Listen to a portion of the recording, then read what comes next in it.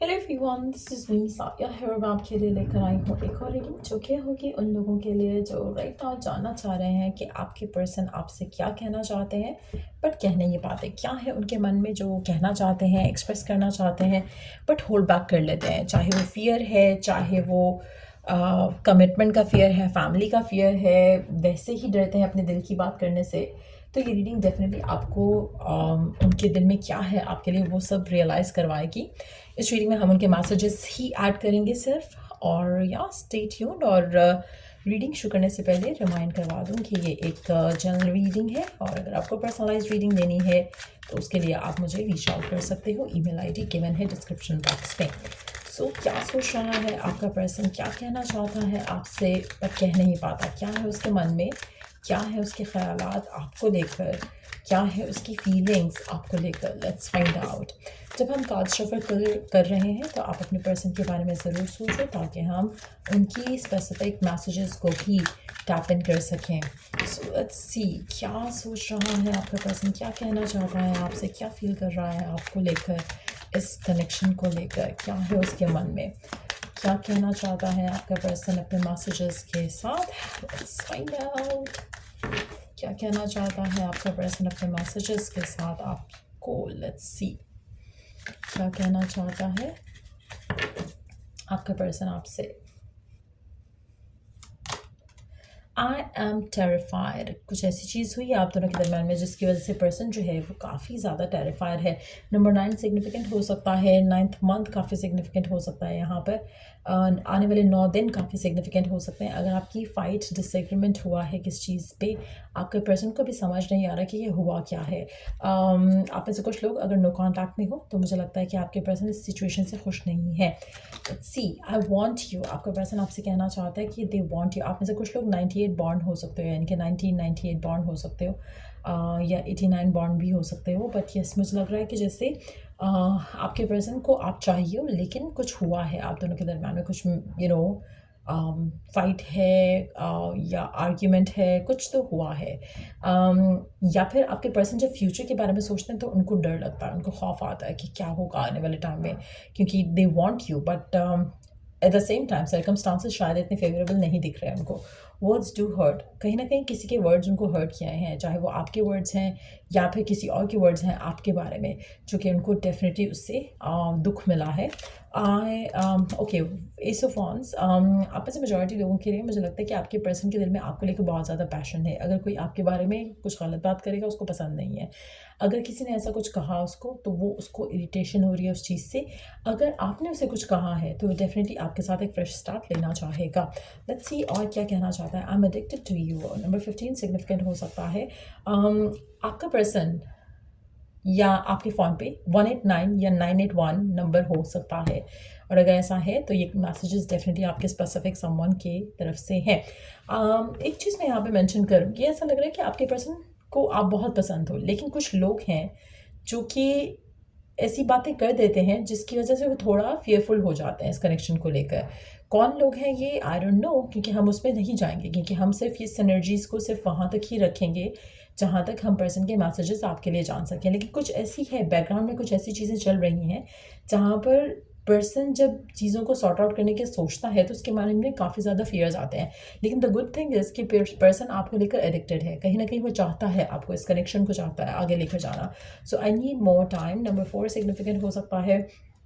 आपका पर्सन आपसे कहना चाहता है कि उसको और टाइम चाहिए to think through things, to sort things out. हो सकता है कि उसको और टाइम चाहिए ताकि ये जो लोग हैं, ये जो लोगों की बातें हैं, उनको वो शट अप कॉल दे सके। Let's see more, you are right. आप ऐसे कुछ लोगों के लिए मुझे लगता है कि अगर आप दोनों के दरम्यान में किसी और की वजह से फाइट हुआ, डिसएग्रीमेंट हुआ और आप दोनों ने बिला वजह से आर्ग्यूमेंट किया किसी चीज़ के ऊपर, तो आपके पर्सन को रियलाइज़ हो रहा है कि आप ठीक थे और दूसरा पर्सन गलत था, तो वो डेफिनेटली एक फ्रेश स्टार्ट लेना चाहता है आपके साथ। I am very jealous person. Again, आप में से कुछ लोगों के लिए जेलसी, इनसिक्योरिटी भी एक रीज़न है जहाँ पर आप दोनों के दरम्यान में थोड़े मुश्किलें आ सकती हैं या आ चुकी हैं, या कहीं ना कहीं इस तरह की चीज़ें होती हैं जो आपके पर्सन को इनसिक्योर करती हैं। लेकिन आपका पर्सन आपके साथ एक फ्रेश स्टार्ट चाहता है और मुझे लगता है कि जो इसका ऑब्सेशन है आपको लेकर ये काफ़ी ज़्यादा स्ट्रांग है। शायद वो ज़्यादा रिवील नहीं कर पाता लेकिन definitely they think a lot about you. Love is the answer. आपका पर्सन जानता है कि इस कनेक्शन को लेकर सिर्फ लविंग वे में अगर वो सोचे तो ही शायद सारी सिचुएशन बेहतर हो सकती है, क्योंकि अदरवाइज़ ये बहुत ज़्यादा पॉसेसिव भी हो सकता है, बहुत ज़्यादा अग्रेसिव भी हो सकता है आपको लेकर। विल यू चूज़ मी?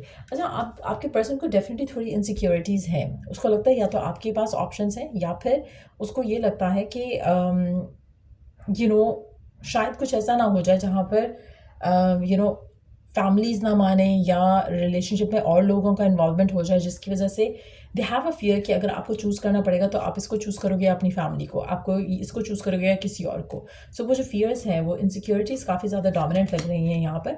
आपके पर्सन के लिए आप मैटर करते हो, आपका प्रेजेंस मैटर करता है, तो कहीं ना कहीं आपका पर्सन आपसे हर मैसेज में एक बात कर रहा है कि they like you, they love you, they want you.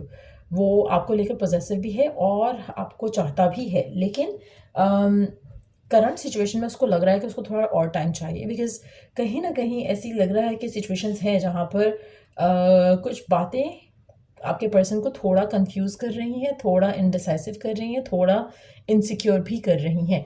चाहे वो आपने बातें कही हैं, चाहे वो किसी और ने बातें कही हैं, लेकिन कुछ ऐसी बातें हुई हैं जो कि आपके पर्सन को बॉदर कर रही हैं। Do you think about me too? आपका पर्सन जानना चाहता है आपसे कि क्या आप उसके बारे में भी, आप भी उसके बारे में सोचते हो या नहीं? क्योंकि ऐसा लग रहा है कि पर्सन आपके बारे में बहुत ज़्यादा सोचता है, और कहीं न कहीं जब वो ज़्यादा सोचता है ना, ओवरथिंक करता है, तो आपके साथ उसका एटीट्यूड थोड़ा अजीब-सा हो जाता है, क्योंकि वो अपनी जेन्युइन सेल्फ नहीं रह पाते हैं। वो फ़ियरफुल होकर चीज़ों को सोचना शुरू करते हैं, एनालाइज़ करना शुरू करते हैं, जिससे आपके साथ उनका कनेक्शन जो है वो अनबन की तरफ जाता है। I think we should slow down. Again, ये ओवरथिंकिंग का नतीजा है। 7 number again is a number of clouding, अपने माइंड को बिला वजह क्लाउड करना, नेगेटिव थॉट से, डिफरेंट चीज़ों से, एक एक सेकंड में हज़ार थॉट सोचना कि ये भी हो सकता है, वो भी हो सकता है, लेकिन ऑल नेगेटिव वंस। इसलिए मुझे लगता है कि आपको अक्सर लगेगा कि आपका पर्सन अच्छा खासा आगे जाते जाते यू नो यू नो फिर से कोई ना स्टेप, कोई ना कोई स्टेप जो है वो बैकवर्ड ले लेता है। सो वो चीज़ अगेन इज़ कमिंग फ्रॉम लोगों का इन्फ्लुएंस भी हो सकता है, उनकी अपनी इनसिक्योरिटी हो सकती है, और लोगों का उनको कुछ ऐसी बातें कहना है जिसके बाद वो आपके साथ जो सिचुएशन है उसको रीथिंक करते हैं लोगों के एक्सपीरियंस के ऊपर based. For instance, let me give you an example. जैसे आप एक लड़का लड़की एक रिलेशनशिप में है, एंड देन कोई लड़का उस लड़के को कहता है कि फलाने के साथ ऐसा हुआ, उसकी बंदी ने उसके साथ ये कर दिया, तो ये पर्सन जो है आपके साथ जो अपनी सिचुएशन है उसको एनालाइज करना शुरू कर देगा for no reason.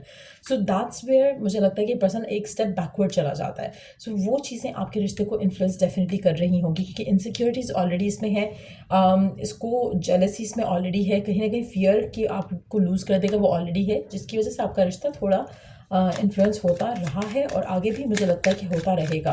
Let's see कि और क्या कहना चाहता है जो आपसे कह नहीं पाता, लेकिन बैकग्राउंड में कुछ ऐसा चल रहा है जो कि आपको नहीं पता। अभी हम जानने की कोशिश कर सकते हैं किसी डिफरेंट डेक से इस सब के बारे में, but let's take a few more messages.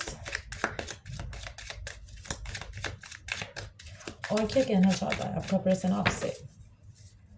नहीं तो डेक देख लेते हैं। मे बी आपके पर्सन बहुत ज़्यादा मे बी और शायद और ये इस तरह की चीज़ें बहुत ज़्यादा या तो बोलते भी हैं और सोचते भी हैं। जैसे इनडिसाइसिव होना ना किसी पर्सन का, उस तरह का पर्सन लग रहा है आपका। बट लेट्स सी कि क्या चीज़ें हैं जो इनके माइंड में जो एज अ फियर जो है वो चल रही हैं। लेट्स सी कि क्या चीज़ें हैं इनके माइंड में ऐसी चीज़ जिसके बारे में सोचते हैं और फियरफुल हो जाते हैं, इनसिक्योर हो जाते हैं। What is going on? क्या चल रहा है इनकी लाइफ में? क्या चल रहा है ऐसा? क्या चीज़ें हैं जो इनको फियरफुल कर देती हैं? What is it all about?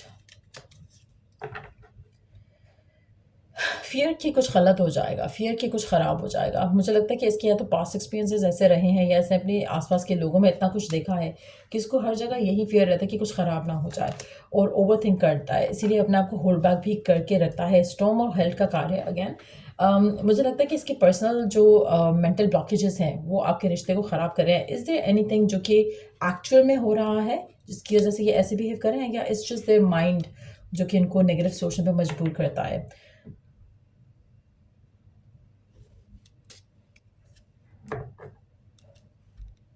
Overthinking. Overthinking is the reason.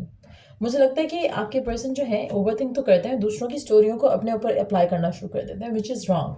उसकी वजह से मुझे लगता है कि इनका जो विजन है towards life, towards you, towards the connection, वो ख़राब हो जाता है।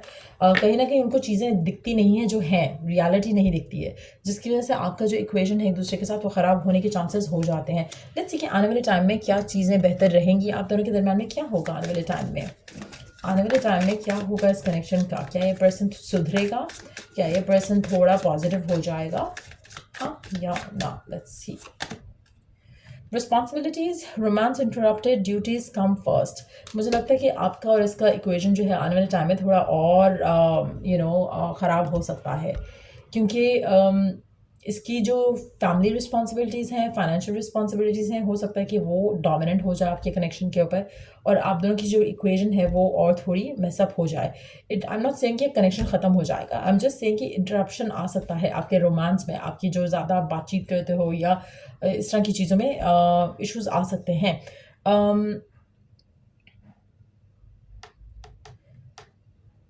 लेकिन टू बी ऑनेस्ट, चांसेस काफ़ी ज़्यादा स्ट्रांग है कि ये कनेक्शन लास्ट नहीं करे, and you will have somebody new coming in your life.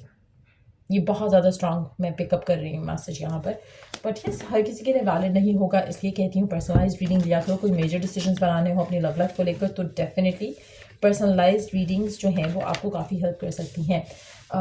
सो या अगर आपको इस रीडिंग से हेल्प मिला है, गाइडेंस मिला है, तो लाइक शेयर सब्सक्राइब जरूर किया करो। Till I do the next reading, take care. और अभी I just saw 11:11 on the clock, तो डेफिनेटली डिवाइन की तरफ से कोई ना कोई मैसेज इसमें ज़रूर था आपके लिए। सो या till I do the next reading, take care. और अगर कोई टॉपिक है सजेशन के लिए तो दे सकते हो ईमेल कमेंट सेक्शन में। सो या टेक केयर, बाय।